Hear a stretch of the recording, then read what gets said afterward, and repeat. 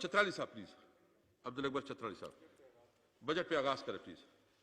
شکریہ جناب اسپیکر، میں آپ کا مشکور ہوں۔ بسم اللہ الرحمن الرحیم، الحمدللہ رب العالمین والعاقبۃ للمتقین والصلاة والسلام علی رسولہ محمد وآلہ واصحابہ اجمعین۔ جناب اسپیکر، بجٹ 2020-21 پر بحث جاری ہے۔ جناب اسپیکر، میں ابتدا کروں گا سود پر، اور بار بار میں سود کے خلاف بیل بھی میں نے قومی اسمبلی میں لایا ہے اور بات بھی کر رہا ہوں، اور میرے ساتھ الحمدللہ ہمارے وفاقی وزیر پارلیمانی امور علی محمد صاحب بھی کھڑے ہیں، اور بھی اراکین ہیں جو سود کے خلاف ہیں، لیکن عملاً اس وقت ہمارا بجٹ جو ہے وہ سودی کاروبار پر منحصر ہے۔ جناب اسپیکر، جب تک ہم سودی کاروبار کو ہم اپنے معاشی نظام سے، مالیاتی نظام سے نہیں نکالیں گے، اس وقت تک ملک جو ہے وہ استحکام کی طرف نہیں جا سکتا۔ اسی وجہ سے میری درخواست یہ ہے کہ جو یہاں نوجوانوں کے لیے قرضے میں بھی 3 اور 4% کی شرح رکھی گئی ہے، اس کو بھی ختم کر دیا جائے، اور وہ بیل جو میں نے قومی اسمبلی میں پیش کیا ہے، جو گورنر اسٹیٹ بینک لے کے گئے ہیں کہ ہم اس پہ دیکھیں گے اور اس میں جو کچھ مزید اضافہ یا ترمیم کرنی ہو تو وہ کر کے ہم کو دے دیں گے، اور ان کو بھی چاہیے کہ فوری طور پر وہ بل اسمبلی میں لے آئیں اور وہ پیش کریں اور یہاں سے اس کی منظوری ہو جائے۔ اس کی وجہ یہ ہے جناب اسپیکر، حقیقت یہ ہے کہ میں نے پہلے بھی کہا تھا کہ ہم اس بات پہ خوش ہیں کہ موجودہ حکومت اسلامی ریاست کی بات کر رہی ہے۔ اگر اسلامی ریاست میں سودی کی نبی علیہ السلام کے دور میں سود کی کوئی گنجائش نہیں تھی، تو اب بھی موجودہ وقت میں جو دعویٰ کی جا رہی ہے اس کے مطابق سودی کاروبار کو فوری طور پر ختم کیا جائے۔ جناب اسپیکر، یہ آئین پاکستان کے بھی خلاف ہے۔ اگر آپ سود بمعاش سود اس بجٹ کی منظوری دیتے ہیں تو یہ آئین پاکستان کے بھی خلاف ہے، یہ قرآن و سنت کے بھی خلاف ہے، یہ اللہ اور اللہ کے رسول کے ساتھ میدان جنگ میں اترنا ہے۔ اسی وجہ سے میری درخواست بھی ہے، مطالبہ بھی ہے کہ سودی جتنے بھی مالیاتی اس میں نظام میں رکھا گیا ہے یا قرضے میں سود رکھا گیا ہے اس کو فوری طور پر ختم کی جائے۔ نمبر 2 جناب اسپیکر، سرکاری ملازمین، ان کے ساتھ ظلم ہو چکا ہے، زیادتی ہو چکی ہے، اور تقریباً مہنگائی 50-60% بڑھ گئی ہے، اور ان کے تنخواہوں میں 10 یا 20% کا اضافہ نہیں کیا گیا، اور ہمارا مطالبہ یہ ہے کہ تمام ملازمین، سرکاری ملازمین کی تنخواہوں میں 10 سے 20% اضافہ کیا جائے۔ اور اسی طرح جناب اسپیکر، میرے محترم دوست بھائی، میرے وزیر قانون صاحب نے 2-3 دن پہلے بابر اعوان صاحب نے یہاں ارشاد فرمایا، انہوں نے مدارس کا ذکر کیا۔ میں اس پہ اس کا شکریہ ادا کرتا ہوں کہ انہوں نے مدارس کے کردار پر دل سے 1-2 باتیں انہوں نے کی۔ ایک تو یہ کہا کہ 35-40 لاکھ طلباء و طالبات دینی مدارس میں تعلیم حاصل کر رہے ہیں، مفت تعلیم، ایجوکیشن مفت، خوراک مفت، رہائش مفت، بجلی مفت، سوئی گیس مفت، پانی مفت، اور یہاں تک کہ علاج بھی ان کا مفت، اور یہاں تک کہ اگر کوئی طالب علم گھر جا رہا ہو، ان کے پاس پیسے نہ ہوں تو مدرسہ جو ہے ان کو وہ بھی دے دیتی ہے۔ تو میری درخواست یہ ہے کہ ان مدارس اصلاح کے نام پر نہیں، مدارس میں اصلاح ہے، یونیورسٹیوں میں اصلاح کریں، کالجوں میں اصلاح کریں، دیگر جو ہمارے ادارے ہیں اس میں اصلاح کے لیے پیسے رکھیں، لیکن مدارس کی جو بجلی بل ہے، سوئی گیس بل ہے، اور اسی طرح مساجد دیکھیں، وَأَنَّ الْمَسَاجِدَ لِلَّهِ، مسجدوں کا جو کہا گیا ہے قرآن مجید میں مسجدوں کے بارے میں، مسجد کو اللہ کا گھر قرار دیا گیا ہے۔ وَأَنَّ الْمَسَاجِدَ لِلَّهِ، اللہ کے لیے ہیں۔ جب اللہ کا گھر ہو اور اللہ کے گھر کے لیے یعنی بجلی بل بھی معاف نہ ہو، اور ایک اس کرائسس میں ان کے لیے کوئی رعایت نہ ہو، اور ایک خاص طبقے کو فنکار کا نام دے کر ان کے لیے 1 ارب رکھا جائے، میرے خیال میں یہ اسلامی ریاست کے منافی کام ہے۔ اور میرا مطالبہ یہ ہے کہ جتنے بھی مدارس ہیں، مساجد ہیں، ان کے بجلی کے بل معاف کیے جائیں، اور وہاں جو اساتذہ ہیں، استانیہ ہیں، ان کو ریلیف پیکج میں شامل کیا جائے اور ان کو خصوصی ریلیف پیکج دیا جائے۔ جناب اسپیکر، اسی طرح سٹیل مل کے ملازمین، یہ میں نے کہا کہ جب میرا تعلق جماعت اسلامی پاکستان سے ہے اور متحدہ مجلس عمل سے، متحدہ مجلس عمل میں جمعیت علماء اسلام اور جماعت اسلامی ہیں، ہم دونوں سٹیل مل کے پرائیویٹائزیشن کے شدید مخالف بھی ہیں اور مخالفت کرتے رہیں گے، اور وہاں جو 9300 ملازمین ہیں اس کو بحال رکھا جائے۔ سٹیل مل ایک منافع بخش 2009 تک، جس طرح میرے بھائی کل یہاں انہوں نے فرمایا کہ 2009 تک، مراد سعید صاحب نے 2009 تک وہ منافع پہ جا رہا تھا، لیکن 2009 کے بعد وہ حکومتیں آئی جس نے ان کا بیڑا غرق کر دیا۔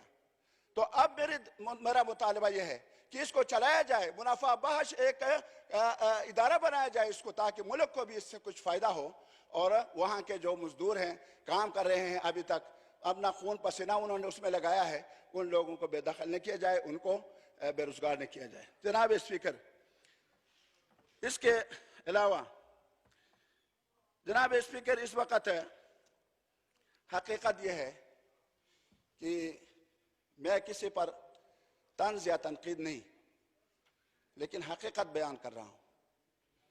محترم وزیر اعظم پاکستان جناب عمران خان صاحب، جو ہم سب کے وزیر اعظم ہیں، کسی ایک پارٹی کا نہیں ہے، انہوں نے اپنے اقتدار سے پہلے فرمایا تھا کہ IMF میں جانا خودکشی ہے، اور آج جو بجٹ پیش کیا گیا ہے جناب اسپیکر، حقیقت یہ ہے ایک خودکشی جو ہے وہ اپنے آپ کو مارنا ہے، اور دوسرا عوام کے ساتھ مذاق ہے، اور یہ اس بجٹ میں عوام کے ساتھ مذاق کیا گیا ہے۔ عوام کو کچھ بھی نہیں دیا گیا، کچھ بھی نہیں دیا گیا، اس کا ذکر ہی اس میں نہیں ہے۔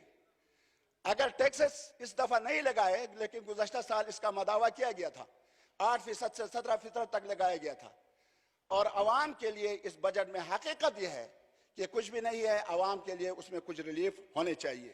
جناب اسپیکر، پیٹرولیم مصنوعات کے سلسلے میں یہ کہوں گا کہ اس وقت جو لوگ در پدر ٹھوکریں کھا رہے ہیں، ذلیل ہو رہے ہیں، رسوا ہو رہے ہیں، اور پورا دن جو ہے پیٹرول کے حصول میں وہ لگا رہے ہیں، جناب اسپیکر، میں تو یہ کہوں گا کہ حکومت کی ریٹ کمزور ہے، اور یہ ریٹ قائم ہونا چاہیے، یہ مارکیٹوں پر بھی قائم ہونا چاہیے۔ جس طرح آپ نے دیکھا کہ مساجد پر آپ لوگوں نے اپنا ریٹ قائم کیا، آپ نے 5 بندوں کو نماز جمعہ کے لیے اجازت دے دی، ہم نے وہ جو ہے فالو کیا، ہم نے تسلیم کیا، ہم نے SOPs کے تحت مسجدیں چلائی، مدرسے چلائے۔ ہمارے مدارس، میرا اپنا مدرسہ اب بھی بند ہے، ہم داخلے بھی نہیں کر سکتے SOPs کی فالو کرنے کی وجہ سے۔ تو میرا مطالبہ یہ ہے کہ جناب اسپیکر، اگر برکیڈ میں کوئی چیز شارٹ ہوتی ہے، یہ پیٹرول پمپ جو ہیں یہ ہمارے زیر نظر ہیں، ہم دیکھ رہے ہیں ان کے خلاف کیوں کارروائی نہیں کی جا رہی؟ صرف ایک پاکستان سروس آئل اور شیل کمپنی، اس 2 کمپنیوں میں لوگوں کو پیٹرول ملتا ہے، باقی کسی پمپ میں نہیں ملتا۔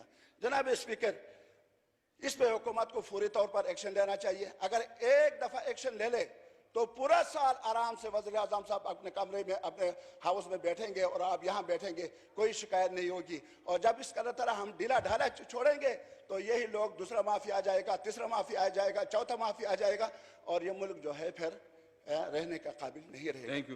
جناب اسپیکر، اب آتا ہوں میں اہم کام کی طرف۔ جناب اسپیکر، میں چترال کے جو میگا پروجیکٹ ہیں، اور یقیناً میں نے کل اس کا جائزہ لیا، یہ تقریباً 70 ارب سے کچھ اباؤ منصوبہ جات ہیں۔ یہاں جہاں تک ان منصوبہ جات کو PSD میں شامل کرنے پر میں مرکزی حکومت کا شکریہ ادا کرتا ہوں، لیکن ساتھ ساتھ جناب اسپیکر، کچھ میرے مطالبات ہیں، اور میں اپنے وزراء صاحبان کو بھی خاص کر علی محمد صاحب کو بھی ذرا توجہ سے میرا سنیں کہ میں کیا کہنا چاہتا ہوں. لاواری ٹنل اپروچ روڈ کی کل لاگت 26,865 ملین ہے. اس کے لیے جو رقم مختص کیا گیا ہے وہ 2,000 ہے اور گزشتہ سال کے بھی تقریباً کوئی 250 ملین بقیہ جات ہے. تو اس میں اضافہ کیا جائے. چترال اویون روڈ ایود بمبرید روڈ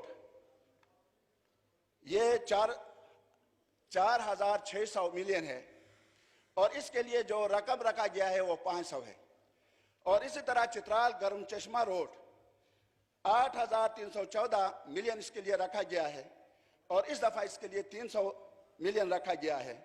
اور اسی طرح چترال بونی شاندور روڈ 16,755 ملین روپے ہے کل لاگت اور اس کے لیے 350 ملین رکھا گیا ہے. گزشتہ سال 1,000 ملین تھا. جناب اسپیکر یہ 300 یا 500 ملین سے یا 350 17 ارب روپے کا منصوبہ ہے اور 350 ملین روپے رکھے گئے ہیں. کیا یہ تو ہاتھی ایک منٹ جو کافی میں آپ کے کارکردگی بتا رہا ہوں.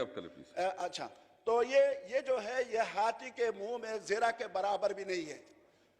اور اس کے بعد کلکٹک چترال دروش روڈ چکیدرا چترال روڈ جس کو کہا جاتا ہے اس میں کلکٹک سے ابھی کام شروع ہو رہا ہے.